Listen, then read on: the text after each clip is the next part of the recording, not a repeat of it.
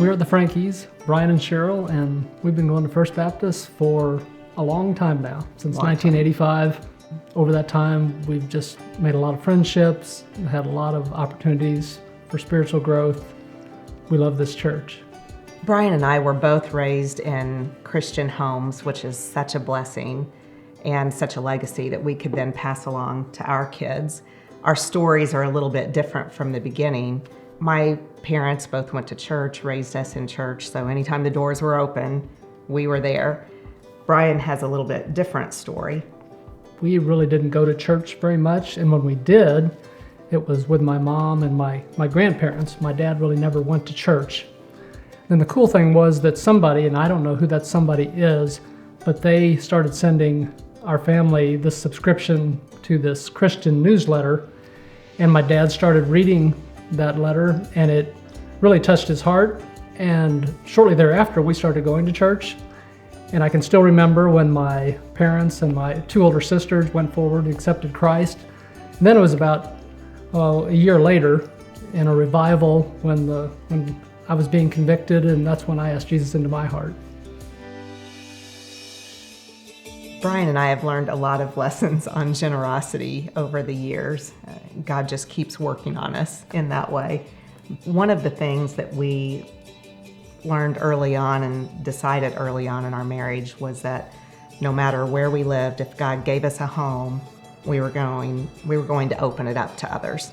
So he took us up on that, and we've had a lot of groups that have met in our home over the years. We had teens that were in our homes, weekends where they spent the weekend in our home, Bible studies. And then we've also had a lot of people who have lived with us over the years, and that every one of those events changes you. I mean, even from the time that our kids were little and before they were teenagers, and we had teenagers staying at our home on a discipleship weekend, our kids observed all of that and saw the importance of being involved, and that's made a difference in their life as well. Being able to maybe hang on a little loosely to what we possess so that God can use it. He's never let us down in any way like that. So that's taught us a lot about generosity. I think being generous is maybe one of the most challenging things that we all deal with and decide how to handle, but I also think it's one of the most rewarding. And usually what we have found anyway is you can't outgive God. So whatever he tells you to give and you give it, he blesses you way more than that. And I think whenever you ask God, where do you want to grow me? And what do you want me to do for you? Don't ask him that if you don't want him to give you an answer and give it to you pretty quickly. We've had an opportunity recently where we got to know a lady who's homeless and super hard worker, but paying off debt that she accumulated years ago. And we felt kind of convicted we saw her kind of come and go, but we didn't really strike up a conversation or a friendship with her. And so we prayed for God to give us an opportunity to talk with her if he wanted us to. And he must have wanted us to, because the very next day, an opportunity to learn all about her just happened. And now we're at a place where we're trying to help her find some housing and make sure that she's in a warm bed at night instead of sleeping in her car this winter. And that's just a situation that a year ago would not have even been on our radar. But again, God just keeps broadening our reach and where he wants us to be his hands and feet. God is at work all around us, and we just need to go join him in that work. So when I think in those terms, it's amazing when you're looking outward instead of inward, all the opportunities that God will give you to serve him and to love other people. we were in small groups praying about what we could sacrifice. I'll never forget, there was this lady an older lady in our church, and she was trying to help us kind of brainstorm how we could come up with some extra money each month because, we were trying to figure that out on a budget. And she said, well, what about taking your lunch? Because we both said that we ate out with our jobs quite a bit. We ate out for lunch. And she said, how about taking your lunch? We're like, well, we could do that, but then we'd have to plan. And we weren't really so great at that. And we'd have to prepare. And we weren't so great at that either.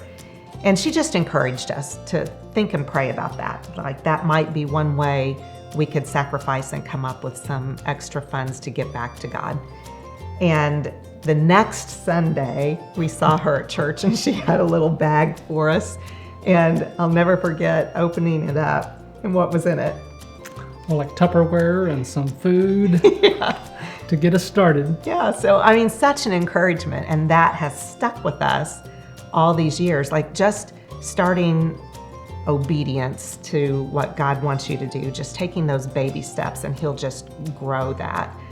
And now we're kind of back in that same situation. It's like, what can we give back to God now? And so we're having all those discussions. But years ago, we saw a giving chart, and it's very much like the one that you'll see with the Momentum campaign this year. And the giving chart showed that there would be a lot of bigger gifts that would be needed, and a lot of smaller gifts that would be needed, and a lot of gifts in between, and that God works through everyone. No matter what we can give, He works through all of us to be able to accomplish His goals. And it'll be that same way this time. No matter what He lays on your heart, you can do it with His help. And I know 30 plus years ago when we were looking at that chart, we kind of looked at what was a comfort level for us, wouldn't you say? Oh yeah, I remember having a chart very similar to this one. And then I had my checkbook and I was looking at it, and this is the analytical thinker in me. I'm thinking, okay, yeah, we can give that amount. It's going to stretch us a little bit, but we can do that. So that's my analytical side coming out. But then I really started thinking about, well, is that what God really wants from me? And that's what I started thinking, okay, I need to move my thinking from my head down about a foot to my heart. And what's God telling me to give? Go forward 30 years later to the current time, and I still have that analytical side of me who thinks, okay, I can give this amount, but what does God want me to give? So that's always a challenge to me, to think not only with my head, but with my heart and what Christ wants me to do.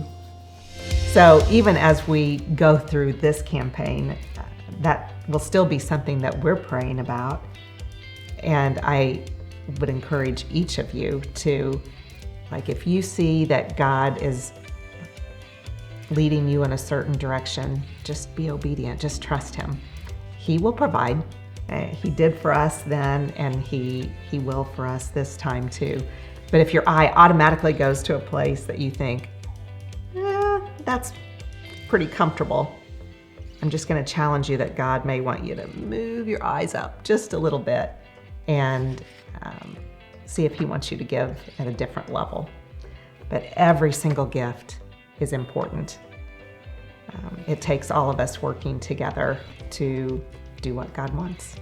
When it comes to giving financially to this campaign, I don't want it to be a situation where I have to give up eating out for lunch, or I have to give up buying a piece of technology. I really want it to be the other way around. I want to be able to give to something that's eternal, and these other things just seem like they're in the background and not as important. And again, that is a hard thing. God, what do you want me to do? And not just financially, but with my time and my talents. But speak to me and and have me listen to what you want me to do.